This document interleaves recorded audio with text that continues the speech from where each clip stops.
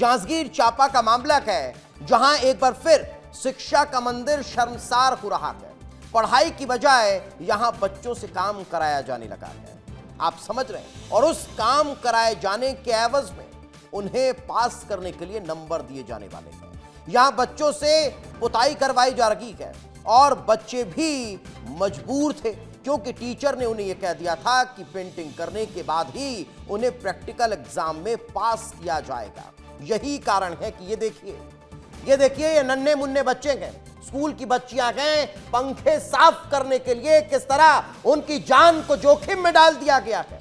आप समझेंगे, आप सोचिए कि आप अपने बच्चों से घर में दीपावली की सफाई नहीं कराते होंगे, लेकिन यहां स्कूल में उन्हें नंबर लेने के लिए क्या कुछ नहीं करना पड़ रहा है। ये देखिए, स्कूल के टेबल, उसके ऊपर बेंच, उसके ऊपर बच्चा खड़ा हुआ है, थोड़ा सा बैलेंस बिगड़ा तो वो धड़ाम से नीचे गिरेगा और नीचे भी बच्चे काम कर रहे हैं। सोचिए, इतनी अमानवीयता इस स्कूल शिक्षक के प्राचार्य पर। सोचिए, सवाल खड़े होते हैं। ये देखिए, ये बच्ची है, ये देखिए कैसे हाथों से वो पेंट कर रही है, ये देखिए, और उसमें भी एक कॉज लगाया हुआ है कि पूरे करीने से काम होना चाहिए, पूरी सफाई के साथ। यही कारण है कि ये नन्हे मुन्ने बच्चे ये सब कर रहे हैं।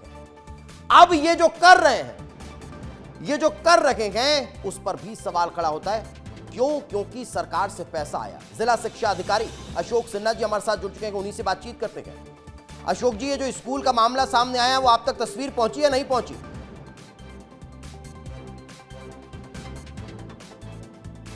तो शायद उन्होंने सुन लिया होगा कि सरकार से बड़ा पैसा आया है और यही कारण है कि उस पैसों की बंदरबाट करने के लिए बच्चों से पुताई करवा ली, पुताई किया हुआ कमरा दिखा दिया और वो पैसा उन प्राचार्य और अधिकारियों के जेब में चला गया।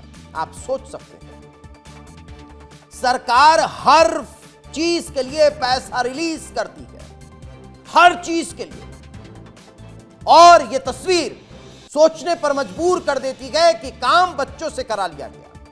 आप अगर वहां पर बोरियां रखी होती हैं तो फिर उसके लिए भी फंड होता है कि मजदूर लगाइए और मनरेगा के तहत उन बोरियों को वहां से हटाकर अंदर रखवा लीजिए। लेकिन उसके बाद भी यहां बच्चों से काम कराया जा रहा है, बच्चों से पुताई कराई जा रही है, जो सोचने पर मजबूर करती है। ठीक है भाई, थोड़ा बहुत काम हो कि आप स्कूल पहुंचे गए, हम भी स्कूल जाते थे, आप भी स्कूल जाते थे, अपने हाथ से ही आप थोड़ी बहुत साफ सफाई कर लेते थे, टाट पट्टी खुद झटक लेते थे, उसको उल्टी करके बिछा लेते थे। क्यों? क्योंकि ये हमें बचपन से सिखाया जाता है कि जहां बैठना है उस जगह को साफ कर लीजिए। लेकिन इसका मतलब ये नहीं कि इस तरह से इन बच्चों से मजदूरी कराई जाए। इसका मतलब ये नहीं कि इन बच्चों से इस तरह से उनको रिस्क में डालकर पुताई करवाई जाए, उनसे खड़े करके पंखे साफ करवाए जाए। और ये सब हो रहा है नंबर के बदले। आप समझ रहे हैं? चलिए, कोई बच्चा मना कर देगा तो क्या उसे फेल कर देंगे?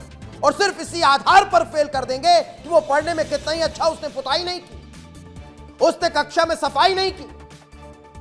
यह अधिकार किसने दे दिया? किसने दे दिया? शिक्षा के मंदिर को मजाक बना रखा है इन शिक्षा के दलालों ने। और यही वहां देखने को मिल रहा है। मैं इन शब्दों का इस्तेमाल इसलिए कर रहा हूं क्योंकि अधिकारियों से जब बात करने की कोशिश कर रहे हैं तो वो फोन कट कर रहे हैं। लगातार विस्तार न्यूज उन अधिकारियों से बात करने की कोशिश कर रहा है और वो अधिकारी फोन काट रहे हैं। फोन तो काट दिया आपने, लेकिन इन बच्चों के अधिकार को नहीं काट पाएंगे, इनके नंबर को नहीं काट पाएंगे और जिम्मेदार आपके विरुद्ध कार्रवाई भी करेंगे। क्यों? क्योंकि यह कार्रवाई की दरकार है। इस तरह मासूमों की जिंदगी के साथ खिलवाड़ नहीं किया जा सकता है, कतई नहीं किया जा सकता। लेकिन चलिए, जिनसे हम बात करने की कोशिश कर रहे थे, अशोक सिन्हा जी, जिन्होंने हमारी बातों को सुनकर फोन कट कर दिया था, ये जिला शिक्षा अधिकारी हैं। सच्चाई सुन रहे थे वो, और सच्चाई सुनकर फोन कट कर दिया। लेकिन उन्होंने इस मसले को लेकर पहले क्या कहा था, जरा वो सुन लेते हैं। ये आत्मानंद बहरौद रामगढ़ का वीडियो है और जांच कराई गई है। प्रिंसिपल का कहना है कि हमने कार्य जो है सजावट के कार्य करा रहे थे बच्चों ने खुद से ही किया है, लेकिन जांच में कुछ ये निकल के आ रहा है कि अपना किसी तरीके से बच्चों से काम ले रहे थे। तो जांच रिपोर्ट के आधार पर कलेक्टर साहब को पुटअप करेंगे कि जो कलेक्टर साहब निर्णय लेंगे उस हिसाब से जो है कार्रवाई होगी।